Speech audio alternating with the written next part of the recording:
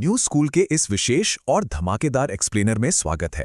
आज हम एकदम डिटेल में बात करने वाले हैं वेस्ट बंगाल माध्यमिक 2026 के रिजल्ट्स और मार्कशीट डिस्ट्रीब्यूशन प्रोसेस के बारे में। आइए मिलकर समझते हैं कि आखिर इस बार ये पूरा सिस्टम ग्राउंड पर और ऑनलाइन कैसे काम करने वाला है। सबसे पहले अपने कैलेंडर्स निकाल लीजिए और 8 मई 2026 की डेट को बड़ा मार्क कर लीजिए, क्योंकि यही वो दिन है जब पूरे स्टेट की एजुकेशन हिस्ट्री में एक और मैसिव माइलस्टोन जुड़ने वाला है। लाखों स्टूडेंट्स और उनकी फैमिलीज इस तारीख का लिटरली बेसब्री से इंतजार कर रहे थे। अब देखिए, 8 मई की सुबह कोई आम सुबह नहीं होगी। ये दो बहुत ही फास्ट पेस्ड फेजेस में डिवाइडेड है। कहानी शुरू होगी पहले डिजिटल रिजल्ट्स आने से और उसके ठीक 15 मिनट बाद ग्राउंड लेवल पर एडमिनिस्ट्रेटिव एक्शन शुरू हो जाएगा। मतलब इस दिन के एक मिनट की वैल्यू सबसे ज्यादा होगी। इस स्ट्रिक्ट टाइमलाइन का सीधा सा मतलब ये है कि सबको अपने रोल्स बिल्कुल क्लियर होने चाहिए। एक तरफ छात्र और उनके पेरेंट्स अपने घर बैठे ऑनलाइन रिजल्ट्स चेक करेंगे, तो ठीक उसी वक्त स्कूल अथॉरिटीज को फिजिकली अपने डेजिग्नेटेड कैंप ऑफिसेस की तरफ निकलना होगा। दोनों काम एक साथ चलेंगे, लेकिन बिल्कुल अलग अलग मोर्चों पर। तो शुरुआत करते हैं पहले फेज से, यानी डिजिटल रिलीज। सुबह के ठीक 10:15 पर बोर्ड अपने सर्वर्स ऑफिशियली लाइव कर देगा और इसके साथ ही हजारों बच्चों का वो लंबा इंतजार आखिरकार खत्म हो जाएगा। अब सोचिए, एक ही वक्त पर लाखों लोग वेबसाइट पर आएंगे। सर्वर्स क्रैश होने का डर तो रहता ही है ना, इसीलिए बोर्ड ने पूरी सॉलिड तैयारी कर ली है। एक या दो नहीं, बल्कि पूरे 18 अलग अलग पोर्टल्स एक साथ लाइव होंगे।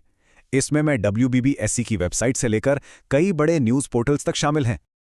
और हाँ, अगर आप कंप्यूटर के बजाय सीधे स्मार्टफोन पर रिजल्ट्स देखना चाहते हैं तो उसकी भी सुविधा है।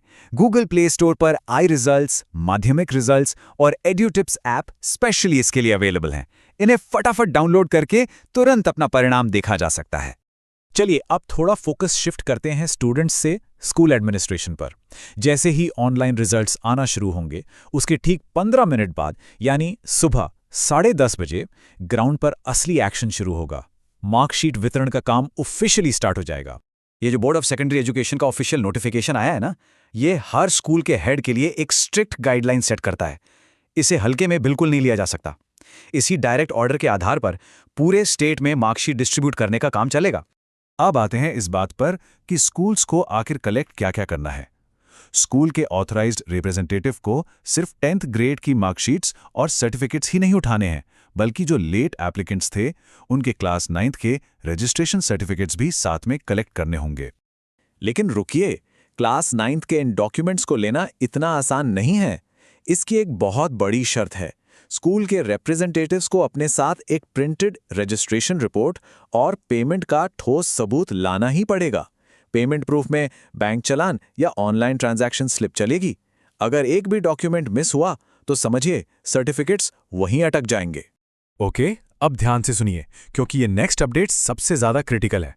अगर 8 मई की सुबह किसी भी तरह की भागदौड़ या कंफ्यूजन से बचना है तो स्कूल एडमिनिस्ट्रेशन को यह बात नोट करनी होगी। बोर्ड ने आधिकारिक तौर पर 6 कैंप ऑफिसेस की लोकेशंस बदल दी हैं।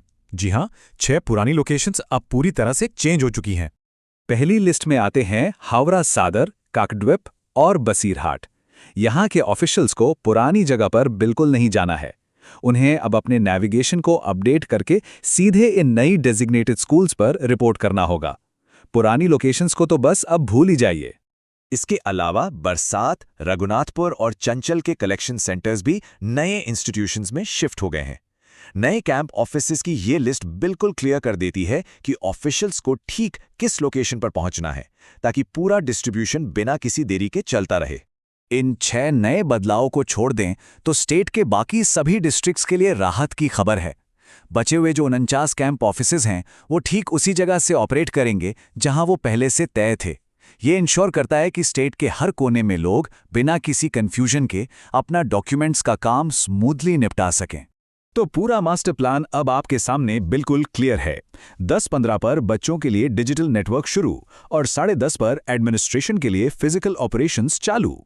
लेकिन आखिर में सबसे बड़ा सवाल यही रह जाता है, क्या हमारा सिस्टम हजारों स्कूल्स और लाखों बच्चों के इस मैसिव फास्ट पेस्ड लोड को एक साथ सक्सेसफुली हैंडल करने के लिए सच में पूरी तरह तैयार है?